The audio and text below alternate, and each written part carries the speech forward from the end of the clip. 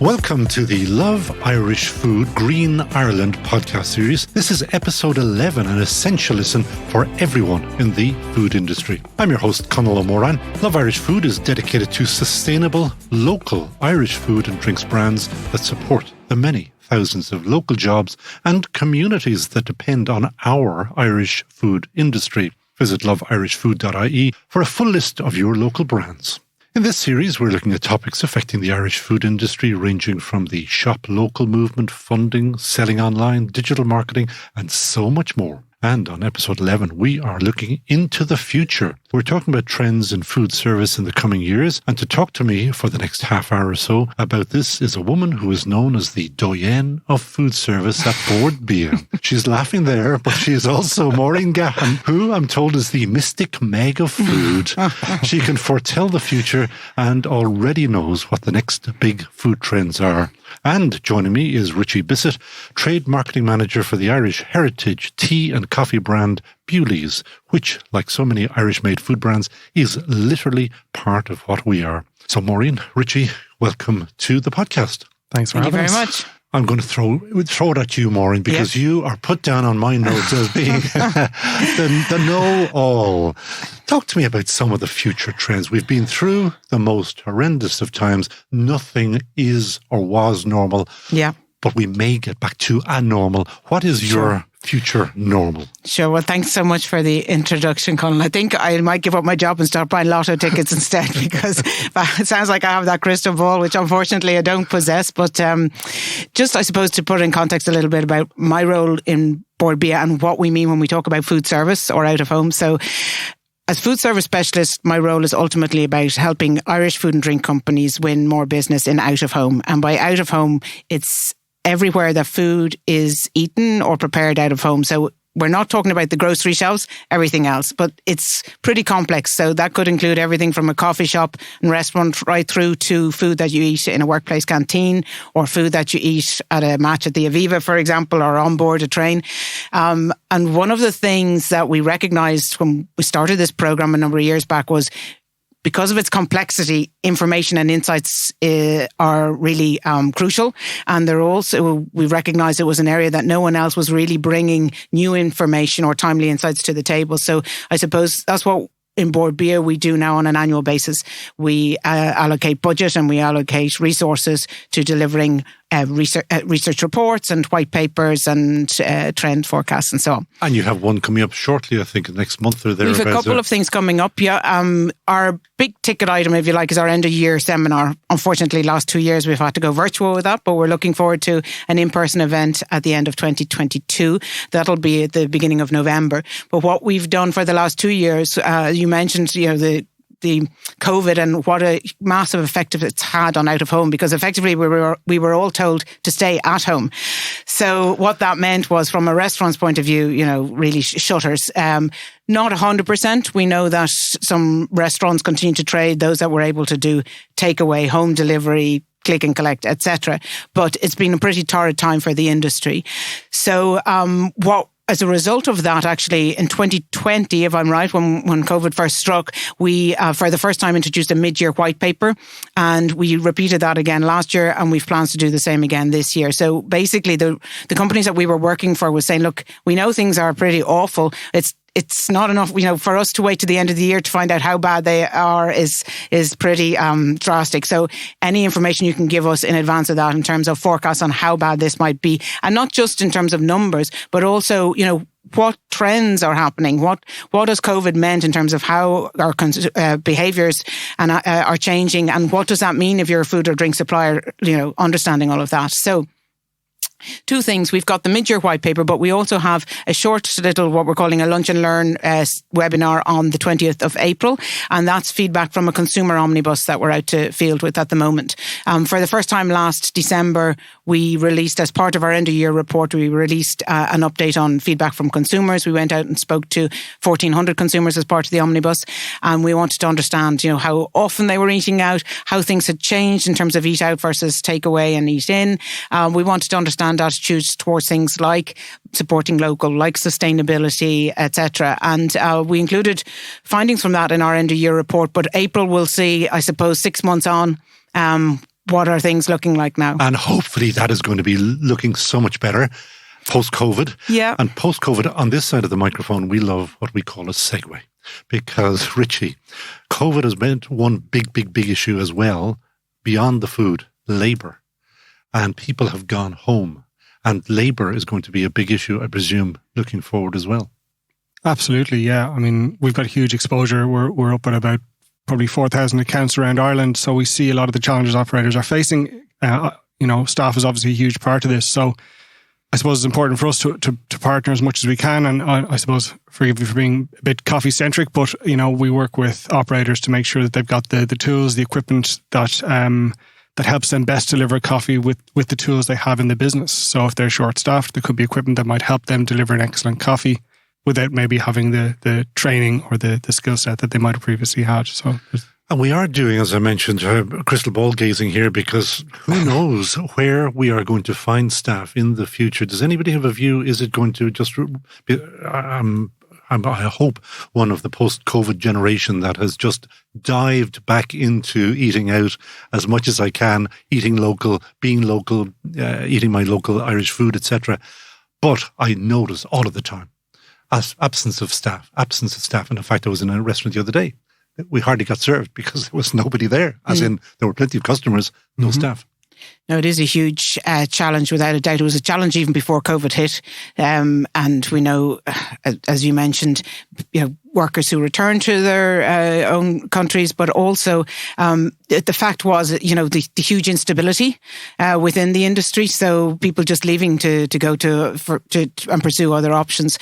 And I think it'll be a combination. We do know that technology is playing a huge role in terms of trying to alleviate some of those issues, even to the extent some restaurants are looking at like robotics in terms of back of house. You've got these like automatic woks that'll mix ingredients. And front of house. I was only tweeting it about the other day. Even front of house. Now, it is for, I suppose, if you look at Ireland, that trades itself on the, Céad Míle Fáilte and hospitality, particularly for overseas visitors that are coming in. That's a challenge. How do you deliver that Irish welcome?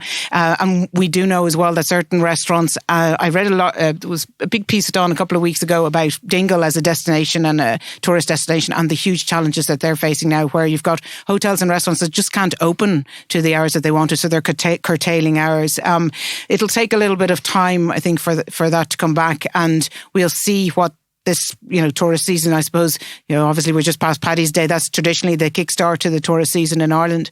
We do know, on a positive point of view, that a lot of the air routes have come back into Ireland because tourists, international tourists, play a big part in food service and out of home. So we do know that there's a lot of things going for Ireland in terms of the amount of space that we have. And, for consumers, a lot of whom are still, rightly cautious about going back to indoor and crowded spaces, that ability to eat outdoors. I know, Richard, we were talking about how outdoors, despite our weather, outdoors has really become important. And that is, again, back to my little segue, that is a perfect opportunity to ask, how could, if you were trying to foretell the future, how could you ever have imagined that Irish people are willing to sit in the rain and eat, and because COVID made us do it, and we said, you know what, it's not that cold.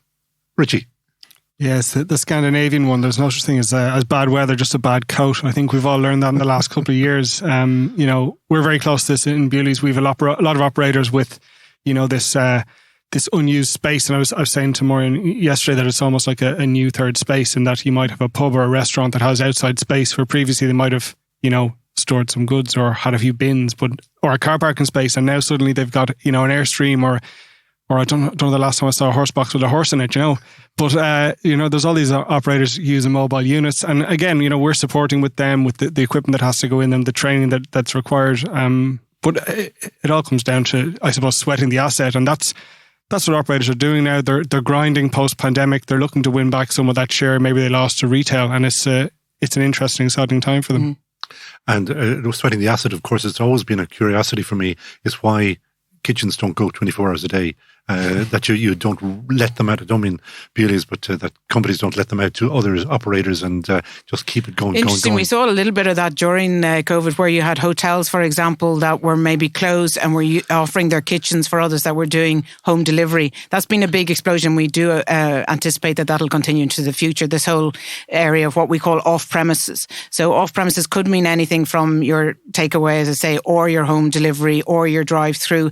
And, cloud kitchens, dark kitchens that we speak about. Dark kitchens have, a somewhat sinister connotation, but the reality is it's just about being smart about how you use logistics. So there are restaurants now, for example, Press Up, who are a hospitality group with a number of different brands. They're going to be speaking at our webinar on the 20th of April.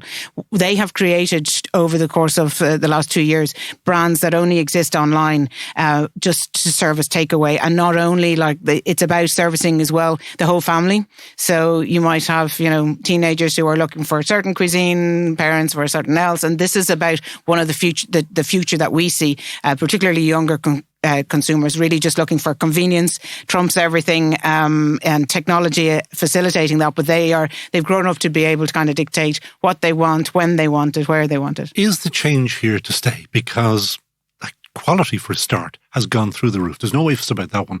Irish food quality, I'm way older than you two. And I remember you go into a pub and you get one of those, remember those sandwiches in a plastic bag? Mm-hmm. I don't know what kind of They're doing well on the retro. carcinogens. But nowadays, you go into your local, there's good food there. You go, and the takeaways that you were talking about, or the send-outs and all, it's just through the roof in terms of quality. Is that going to stay? Or do we default back to pasta? I think our certainly what we heard from consumers, and we're not just in the omnibus we're out at now, but we're also in Board BA. We have wider global consumer studies, and we have other consumer attitude points where we capture what's going on, and they're all reflecting the same. There's definitely been this increase in support for local and appreciation of local as a result of the pandemic, and also sustainability is top of the agenda as well. And I suppose that looks, what does sustainability look like in restaurants? But one great example is a restaurant bakery called Bread 42 in Dublin City Centre. They introduced, starting from last November, each day. So in November, they start on Mondays. No, they're not giving away any disposable coffee cups. You got to bring in your own or use a reusable. And each month, they're aiming towards, I think, by April or May, situation where they've no disposable cups. So it's about packaging, but it's also about supporting local suppliers and giving that information on menus. It's about maybe activities they're doing to minimise food waste, because we know that's a big issue as well. You now have the likes of Camille Thai putting carbon footprints on menus. So a lot happening in that space. And I think, and ultimately driven by the consumer. And that's what we try and do as well. We try and forecast where that consumer is at, because whether you're a restaurant or supplier into a restaurant, knowing what's happening at the end of consumer is important. Let me throw a curveball at you, Richie. The future is great and all, but for me, old-timer, old Bewleys, best ever. So people still also want retro. You see, back to the retro. But how do you do both? How do you serve both markets? Because, of course, younger people absolutely want the latest, whatever it is. How do you serve both markets? Well, I mean, in the same premises, for example. Yeah, it's a tricky one. I think one of the things we realised, I suppose, as things start to open up again, is that people, when they go out now, are really looking for experiences. So I suppose what we tried to do with the cafe specifically, and I suppose bear in mind we're much more than a cafe in Grafton Street, is to use that space and bring consumers back in the door. And that's a younger, I suppose, a target consumer for a coffee company. And how are you going to do that? So we are doing it, and we'll continue to do it using different experiences, different events. So before Christmas, we held cocktail events in the cafe, so coffee-centric coffee events. I didn't know that. Yes, people went over my head. They left the place wired. But we had a great couple of sessions where we were just kind of trialing something. We're going to be using the space more in the year to come and kind of use it as a showcase for the brand. I definitely agree with Richie on the experience piece. It's one of the key factors that we call out in our end of year report, that where people are going out to eat, they're looking for experiences. And it's not just actually going out to eat. If you look at how high street retailers are struggling in general, whether that's clothing or elsewise, they're saying, what kind of experiences can we give to consumers to lure them out of their houses, because they're so used to online everything. 3/4 of the millennials in the US, and I was only reading this the other day, who spend absolute billions want to go on an experience holiday. So that's 3/4. The rest of them are happy to be sitting in the sun or whatever. So there's a huge, big market there. You are listening to the Love Irish Food podcast. For more information, visit www.loveirishfood.ie.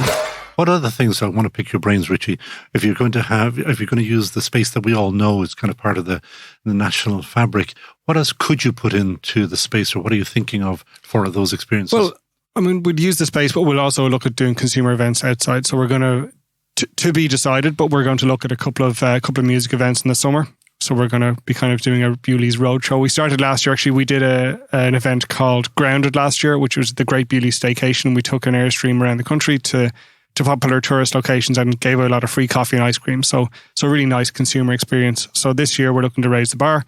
We'll do some pretty big music festivals and Well, you won't be running them, I presume. We won't be running you won't them. Be booking them. No, not quite. I won't have the mic out. So going back to the future again, Maureen, if you do your international research, what's going down well in Sweden, what's going down well in Costa Rica need not ever touch Ireland. So where do you draw the lines, or where do you draw the learnings? Yeah, in one sense, that's true for sure. You've got, own countries but at the same time, what we're seeing, actually, there is a certain global element to this, and I think maybe online and the ability from wherever you're sitting to see what's going on in other parts of the world means that we're not that dissimilar as we think. So like I say, some of those big trends towards community as well, and how do restaurants link into community. I know I live out in Greystones, and a really interesting partnership project we've seen in the last 6 months is getting, or 6 to 12 months, is getting huge support locally. So there's a building down at the sea that T. Glyn, who are a charity that help people with addictions, now manage, and it's a housing project there for people who've come through their programs. But they also set up a small little coffee shop, so social enterprise on site, coffee shop and ice cream as it happens, doing really well. But they're also giving back to the community. So they ran a St. Patrick's Day event. They did a busking event for collecting money for Ukraine just last week, and I think people really appreciate that, and they're supportive of it. They want more than and they want to see. And they can, we talk about greenwashing and so on. Consumers are savvy, so it needs to be authentic. I do think in terms of the whole eating out piece, we'll probably see perhaps polar. So we'll see at one end that whole off-premises QSO, or quick service restaurant convenience, your fast food, that will continue to gain share as it has done. But then you've also got that kind of high-end experience, which doesn't necessarily need to be, fine dining, white tablecloths. There's an example of Alta, who are set up a restaurant in the car park in St. Andrews, where I think it's a €95 per head or whatever. You come in, you get your set menu, and there's that kind of value for money. It doesn't need to be cheapest. It's about people appreciating, what they get and the story behind what they get. Meet the makers. We're seeing a big support for that as well. And Richie, of course, Bewleys have been deeply involved for 30 years with outside activities outside of the business itself. Yes, we're just entering our 30th year in partnership with St. Francis Hospice, and that is this year. It's going to be the big coffee social for hospice, so that's going to be in September. Into our 30th year, huge part of the business, and very close to the owners. So we're looking forward to making it a big one this year. If everybody in the industry is trying to, grab its share of being nice to the community, how do you stand aside? How do you stand apart, maybe, in all of that?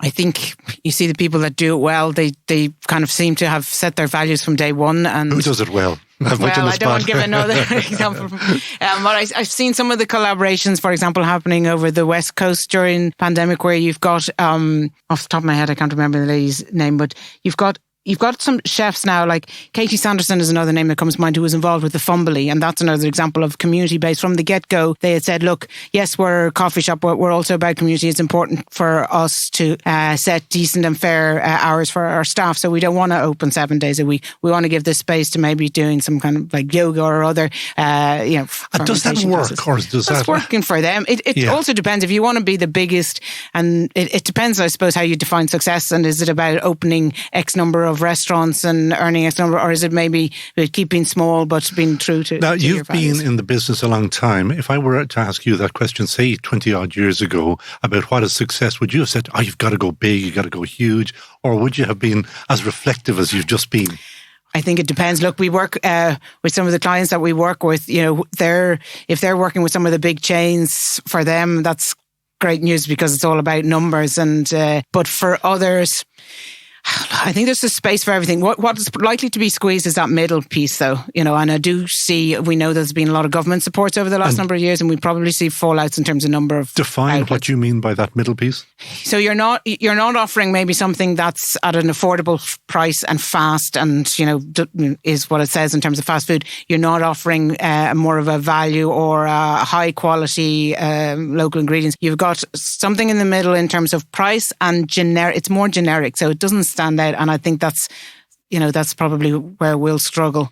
Okay, so I can actually see exactly what you're talking about. If it's generic, move away now. Yeah, or you might get people going once and then they don't come back for the repeat business. Okay. Because we do know, and just to say, eating out, it's all about how much disposable income you have in your pockets, and we know that's already starting to get squeezed. And at the same time, restaurants are having to deal with rising prices and inflation and everything else. So it's probably the big rebound of the 20s revival we were all expecting post-COVID. It's not going to happen right now. So, and ultimately, it's about saying more when we talk about sustainable. On long term, how does the industry survive best, and where does it settle? So I think there'll be some interesting. And Richie, whatever about tea, coffee is, you're not alone in the marketplace anymore. Back in the day, it was Bewleys, but now there are many, many more. How do you take that on? How do you deal with competition?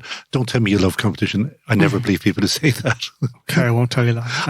I want to kill the competition is what they really mean.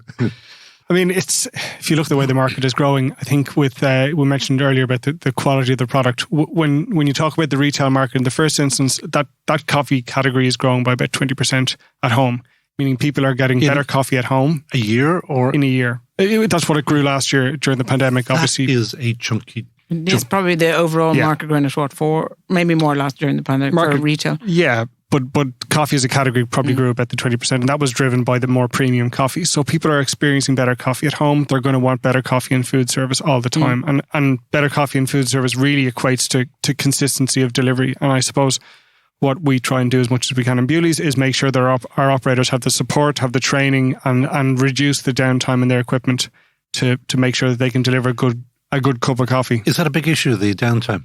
It's huge, absolutely, yeah. I mean, the machines they can be a bit temperamental, to say the least. Is that because they're made in Italy? Or am I allowed to say that? I'm always fascinated about the amounts of those machines that do come from Italy. They're mostly Italian, aren't they? Or at least they used to be. There's a good mix. They're made kind of all over Europe. But yeah, some of the classics, the La Marzocco and that will be obviously a classic Italian brand. But there's lots of very good brands out there. And in terms of what Bewleys can do to take on at the premium end, have you got big plans for there? Or? Yeah, we do indeed. We're constantly sourcing from our single origin estates. We are looking for new product all the time. We're quality testing. We're investing in new equipment all the time, and we've got a really high quality team inside at Northern Cross to make sure that standards are kept. Northern Cross being the HQ. I was just going to say, it's interesting on the coffee. You see places like Pret a Manger in the UK who are huge in terms of the number of outlets, but also traditionally would have been very strong in city centre, of course, all of which was decimated during COVID as everyone was working from home. They very quickly moved to that home subscription model. So just to Richie's point, definitely consumers trading up, in terms of what they can have at home. And what we've seen as well is that growth in the suburbs now. So city centre is still struggling to a certain extent, but suburban coffee shops doing great with people walking out for Irish coffees. people, I think we like to walk into the coffee shop. Are we doing subscription? Has that taken off? No, there is to a certain amount. And then even that whole, pods at home, that has changed. You talked about... You've just made him grimace with the idea of a pod. No, you're in that space yourselves. Nothing wrong with a good pod. That's fine. But like you talked yourself about, the old sandwiches with the plastic. It wasn't that long ago we had the Maxwell House granules were probably seen as premium. The coffee market has changed dramatically in Ireland. So, which again segues into the future. How premium can Ireland go? Or is that a function of money, or is that a function of taste internationalisation, or what is it? I think we need to be careful on the money piece and outpricing ourselves, But that's a constant in this country. It always was and probably will be. Edge of Europe stuff. We fancy ourselves a lot. We think we deserve better, but we won't pay for it. think there's a very small market that will go into the super premium space. So if you go online now, you could pay €50 for 100 grams of coffee if you wanted. I mean, of Irish coffee, of coffee from Ireland. Or, well, I mean, you know what I mean? it could be roasted in Ireland. Yeah. I mean, there's some 100. So therefore, your standard thing is 250 or 250 grams. So you're talking about. You could. Yeah. Oh, there's a niche market for that, but I think in the main, I think it gets to a certain level, and then the gains are very small. It's marginal gains when you get to a certain point. So I think there's still some room for a lot of operators to get to that next level, or the fifth wave, as we'd call it, in terms of coffee. But generally, when people get to that level, they don't tend to want to go back to the old stuff anymore. It helps that it's addictive as well. So well, it does, yeah. You can come back for your fix.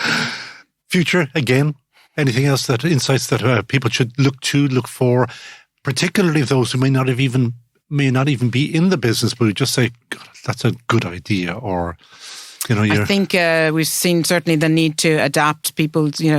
How adaptable can you be, and from a consumer point of view, that they're constantly looking for experiences and so on. They're always looking for more. So, we've seen some great collaborations over the last 2 years, but they continue to happen. Chefs now that are maybe less loyal to a single restaurant, bricks and mortar restaurant, that are more involved in, pop-ups and 6 months here and maybe. So it's, great excitement and great innovation going on, but it's a challenging space to be in as well.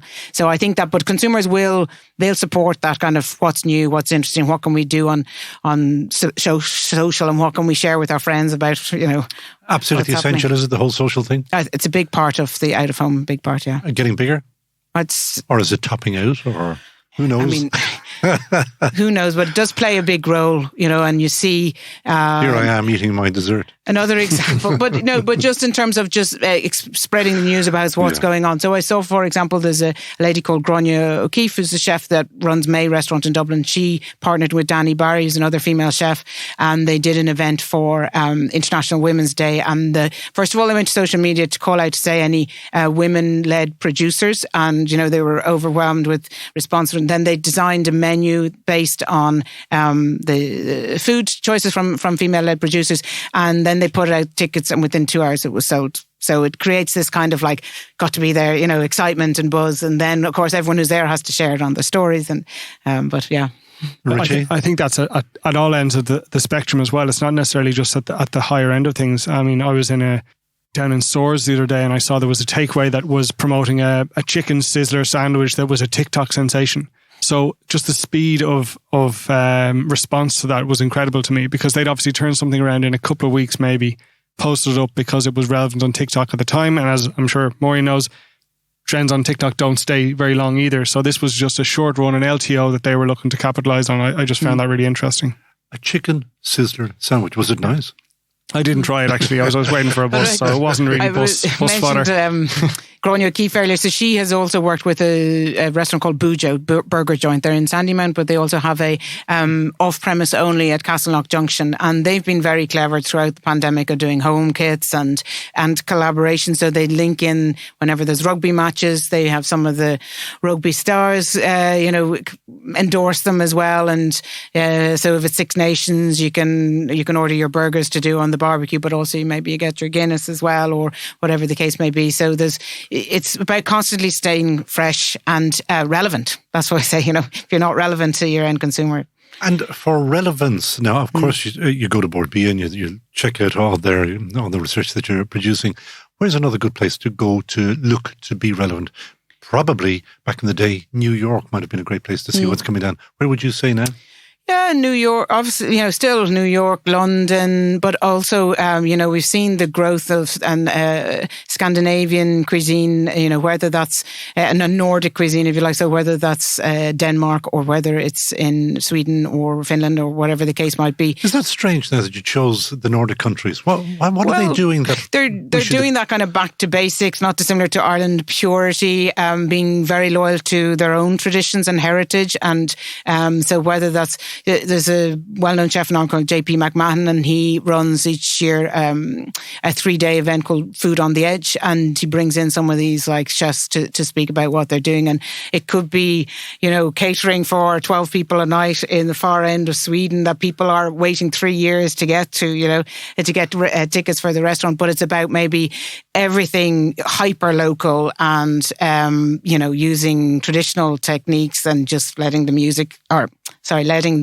food speak and sing on the plate. So, I think when we mention online, it's as well about if you're aware of or you hear of these from a restaurant's point of view, of these restaurants that are kind of setting the trend, again, following them, whether that's through Instagram or elsewhere, to see what they're doing. You can do that from your own home. Makes you hungry. It does make you hungry. And that food, that's the brilliant thing about food and Instagram, but like some of the others, Airfield is another great example of what they're doing, or Kilruddery out to where, closer to where I am, they have now outdoor pigs. Now you're going in and you're having your bacon for breakfast. It might be a little bit rough having just driven past them on the way in, but they, this like growing your own on site and using those on the menus, or maybe bringing people on foraging tours, or experience or learning how to. That's a big part of the future. Richie Bisset, I'm going to leave the last word with you, and it's going to be the hard one for you because given everything we've gone through and probably still going through at the moment as well, there's no certainty anywhere. Are you hopeful for the business, for the industry in this country for the coming year? Definitely. Yeah, I think they've grafted very hard through the pandemic. People are flooding back. There's a clear appetite and a pent-up demand for people to eat out. It's one of the things that we all, I think, missed most during the pandemic. So I'd be very bullish. As a very gregarious nation, I think we're going to be okay. I thought you were going to talk about yourself. That's Richie Bisset of Bewleys and Maureen Gahon of Board Beat. And thank you very much for listening to this, which is episode 11 of the Love Irish Food podcast series. As the title suggests, there are 10 other podcasts waiting for you to listen back to, all involving experts within the Irish food industry, all well worth the listen. Do listen back. So for me, Conal O'Moran, thank you very much for listening. The Love Irish Food podcast. For more information, visit www.loveirishfood.com.